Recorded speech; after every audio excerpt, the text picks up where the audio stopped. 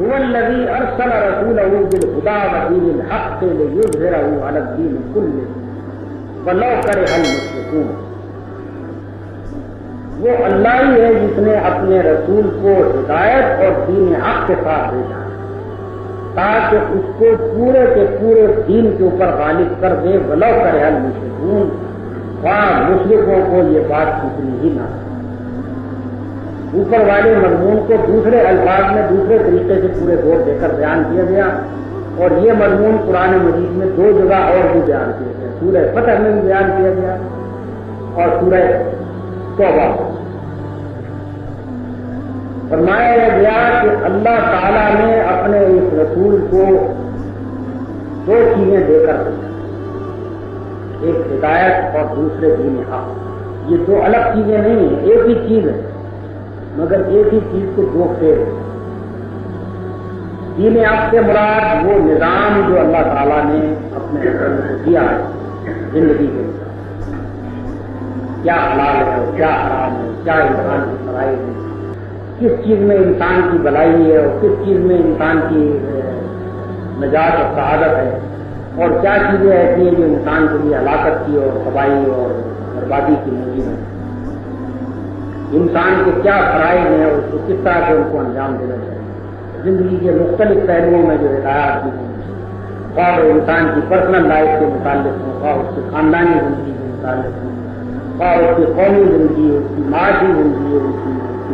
اس کی عدالت، اس کے قانون، اس کی جنگ، اس کی صلح، اس کی سیاست، ہر چیز کے متعلق جو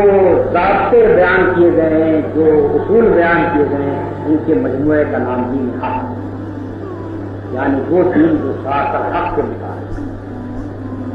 دوسری چیز ہدایت، رہنمائی. اللہ تعالیٰ نے اپنے رسول کو رہنمائی دے کر بھیجا تاکہ وہ اس دین حق کو قائم کرنے کا طریقہ، اس دین حق کی تبلیغ کرنے کا طریقہ، اس دین حق کو دنیا میں نافذ اور جاری کرنے کا طریقہ، یہ ساری چیزیں اللہ تعالیٰ نے ان کو بتائیں تاکہ اس کے مطابق وہ کام کریں. تو اللہ تعالیٰ نے یہ 2 چیزیں دے کر اپنے رسول کو بھیجا، ایک ہدایت کی کس طرح سے وہ دنیا کو سیدھے راستے پر لائیں، دوسرے وہ سیدھا راستہ جو دنیا کے لیے اللہ تعالیٰ نے اپنے رسول کو بتایا. لِیُظْہِرَہُ عَلَى الدِّینِ کُلِّهِ، اور اس غرض کے لیے اللہ تعالیٰ نے یہ 2 چیزیں اپنے رسول کو دے کر بھیجا کہ وہ غالب کر دے اس نظام کو پورے کے پورے دین. دوسرے الفاظ میں دنیا جن طریقوں کے اوپر چل رہی ہے ان کے مجموعے کا نام دین ہے. یہ پورے کے پورے دین سے مراد یہ ہے کہ کوئی اگر یہودیت پر چل رہا ہے وہ اس کا دین ہے، کوئی اگر ہندویت پر چل رہا ہے تو وہ اس کا دین ہے، کوئی دہریت پر چل رہا ہے تو وہ اس کا دین ہے. کسی نے اگر سیکولر نظام قائم کیا تو وہ اس کا دین ہے، اور کسی نے کوئی مذہبی نظام قائم کیا تو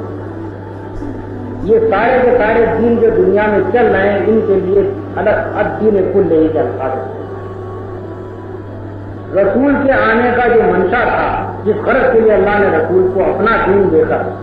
اور اپنی ہدایت دے کر بھیجا، وہ یہ ہے کہ دنیا میں ایک دوسرے جتنے دین چل رہے ہیں ان سب کے اوپر اللہ کے اس دین کو حاصل. یعنی دنیا میں کوئی رسول اس لیے نہیں آیا کہ کفار کا غلبہ ہو اور ان کے ماتحت رسول اور اس کے پیرو ذمہ بن کر رہے.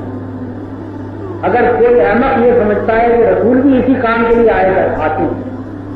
کہ کفر اور کفار کا غلبہ ہو اور اسلام اور مسلمان اس کے ماتحت تابع بن کر رہیں اور ذمیوں کی حیثیت اختیار کریں، اس کے معنی ہے کہ وہ سرے سے یہی نہیں جانتا کہ خدا کیا ہے اور اس کا دین کیا ہے، اس کا رسول کیا ہے. خدا جب مالک ہے ساری کائنات کا تو اسی کے دین کو غالب ہونا چاہیے. دنیا کے کسی اور دین کو حق ہی نہیں پہنچتا کہ اس کائنات میں چلے. خدا اگر اپنے رسول کو بھیجے گا تو اس لیے بھیجے گا کہ اللہ کے دین کو دنیا کے اندر غالب کی جائے، نہ اس لیے کہ دوسرے دین غالب ہو اللہ کا دین مغلوب ہو کر. یہ بالکل ایسا ہی ہے جیسے آپ کسی زمین کے اگر مالک ہیں اور اس کے اندر آپ کے کچھ مظاہرے ہیں اور آپ اپنے کسی آدمی کو مینیجر بنا کر بیچتے ہیں اس زمین کے اوپر، تو اس لیے نہیں بیچتے کہ وہ مظاہرین جو آپ کے وہاں کام کر رہے ہیں زمین تو ان کے قبضے میں ہو اور وہ اس کے مالک ہو، وہ اپنے منشا کے مطابق کام کریں، اور یہ جو مینیجر آپ نے بنا کر بھیجا اس کے ہاتھ میں وہ پھاوڑا سماجی دنیا تو اس زمین کو دو، جس طرح سے ہم تمہیں ہدایت کرتے جائیں اس طرح سے تم کام کرتے جاؤ، اور شام کو آج سے دانے ہم تم کو اس غرض کے لیے تو آپ اپنے مینیجر کو نہیں بھیجیں گے، آپ تو اس غرض کے لیے بھیجیں گے کہ وہ آپ کے ان کاشتکاروں پر جا کر حکم چلائے، نہیں اس لیے کہ ان کا تابع بن کر یہی پوزیشن اللہ کے رسول کی ہے کہ جب اللہ تعالیٰ اس زمین کا مالک ہے تو مالک اپنے رسول کو اس لیے نہیں بھیجے گا کہ اس کی زمین کے جو دوسرے ٹیننٹ ہیں جو زمین کے اوپر قابض بنے بیٹھے ہیں یہ رسول جا کر ان کا ماتحت بن سکتا ہے، وہ اس لیے آئے گا کہ وہ ان سب کو دعوت دے کہ تم میرے احکام سے اور اس کو ہدایت ہی اس غرض کے لیے دی گئی ہے کہ وہ دنیا کے لیے کہے کہ تم جن طریقوں پر جا رہے ہو یہ غلط ہیں، جو ہدایات میں دے رہا ہوں۔ آپ دیکھیے قرآن مجید میں جگہ جگہ یہ آتا ہے